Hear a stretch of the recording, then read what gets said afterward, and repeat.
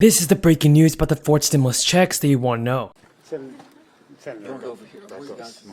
So, Okay there? yeah. So since we last saw you, that inflation report came out saying the U.S. hit the 39-year high in inflation. Does that tell you that Congress should wait until next year to do the Build Back Better bill, if at all?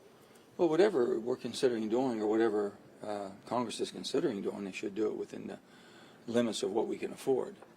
And that means having a tax plan that's fair and equitable and keeps us competitive, but also makes everyone pay, especially the wealthy, pay their fair share too.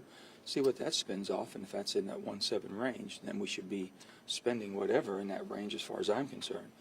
If it's whatever plan it would be, pre-K, child care, end of in-home care, then it should be 10 years. It shouldn't just be 1 year here, 3 years here, 5 years there, and that would be.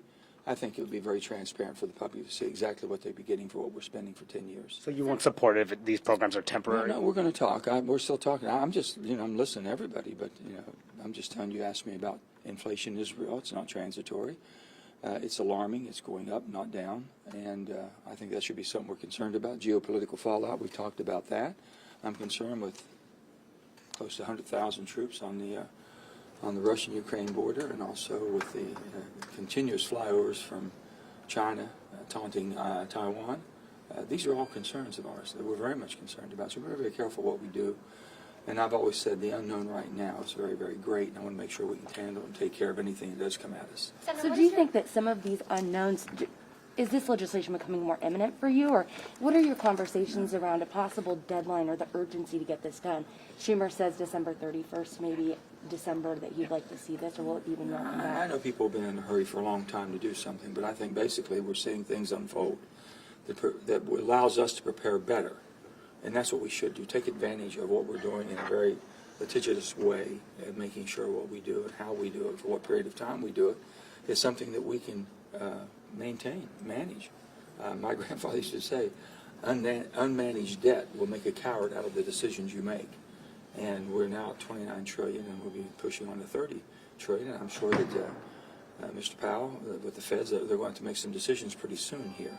And I'm understanding that he is considering things that we've talked about. Quantitative easing should be reduced or eliminated as quickly as possible, and the interest rate's going to affect all of us if he has to increase interest to try to control. Senator, what is your message going to be to President Biden today when you guys talk? No, I don't have messages. I basically go and have conversations whenever the president calls me or wants to visit. We visit and talk genuinely as person to person, as two people that have had the experience of being in the Senate, him much longer than me, understanding this process, and being extremely respectful and very friendly. He's been a friend. Senator Graham said on Friday that in conversations with you, you were stunned, that was his quote, by this modified CBO report that came out. Is that an accurate? Well, I've seen the Penn Wharton report. The Penn Wharton report, we've been working with a lot of different people, getting cross-sections of what really was a true figure. And we've seen figures pretty high on that. And then when the CBO came back and confirmed that, CBO's figure was even a little bit higher. I think it's very sobering. Do you believe that? Do you believe that number? Have you finalized your plans? Are you going to the White House to meet with the president? I'm going sometime today, I believe. It's either a phone call or I'm going over. I've heard both, so I'll find out when I'm going. It'll be later this afternoon or early this evening. And are you going to tell them whether you want to do this bill now? We're going to talk about exactly what happened on Friday with the CBO score and inflation reports and things of that sort. And I'd like to hear theirs first, the president's first, where he's at and what his concerns may be. Would you believe that CBO number? I mean, the White House says that, look, this is not offset the spending. But the Republicans say this is the true cost. Do you believe it's the true cost, $3 trillion? That CBO is not a Republican or Democrat report. The Senate has cleared a key hurdle on the path toward raising a debt ceiling and smashing the threat of a default on U.S. debt. And senators voted to allow the chamber to raise the U.S. borrowing limit with a simple majority. The measure attached to a bill that will prevent automatic Medicare cuts. Now, this measure is attached to a bill that will prevent automatic Medicare cuts at the beginning of next year. It now heads to President Biden's desk for his signature. And the Senate and House will have to hold separate votes to increase the debt ceiling. Both chambers are expected to hike the debt limit next week before December 15th deadline. Folks, what do you think about President Biden and his work on the fourth stimulus? Is he doing all that it takes to send out the stimulus payments, or do you believe that he's holding it back? Tell me in the comments down below, everybody. Now, Janet Yellen also estimated the US would run out of ways to pay its bills on that date. If Congress fails to raise debt ceiling, the country would face a threat of a default that could wreak havoc on the global economy and stock markets, everybody. But the Democrats who control both chambers of Congress are expected to increase the borrowing limit by about $2 trillion. It would likely carry the country through November's midterm elections. And Republicans refuse to join Democrats on raising the debt ceiling.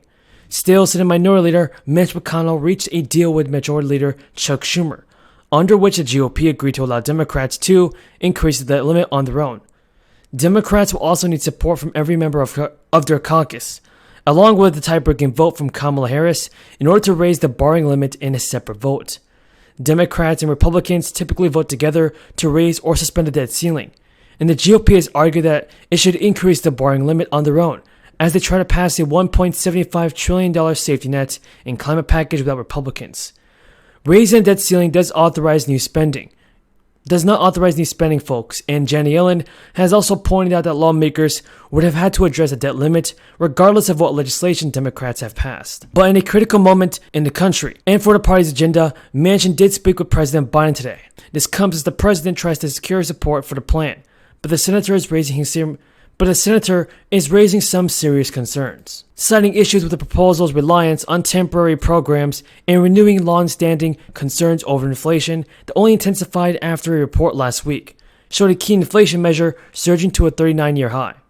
Today, a spokesperson for the senator said in a statement that Manchin and the Biden administration had a productive conversation and that they will continue to talk over the coming days. So that's great news, folks. I'm glad to see President Biden working with Joe Manchin on sending out more stimulus payments, because it is definitely necessary. Now, if you guys agree with me, then tell me in the comments down below. But Senator Manchin, everybody, has already accused his party of using the budget gimmicks in drafting a plan. He is now objecting to the way that Democrats are structuring the legislation, which he argues hides the true cost by relying on temporary spending that will likely become permanent. Now, in a key warning sign, Manchin told CNN that the bill should not rely on temporary spending. The lawmakers will face pressure to extend. And so far, President Biden has canceled around $11.5 billion of student loan debt since becoming president in January. Now, there are some circumstances in which your student loans get automatically forgiven. The Biden administration is also matching data from both the U.S. SSI, from the U.S. Social Security Administration, and the U.S. Department of Veteran Affairs to make it easier for student loan borrowers to get student loan forgiveness more quickly. So, folks, I believe it's great that President Biden is working on the stimulus checks. What do you think about President Biden, folks? Tell me in the comments below.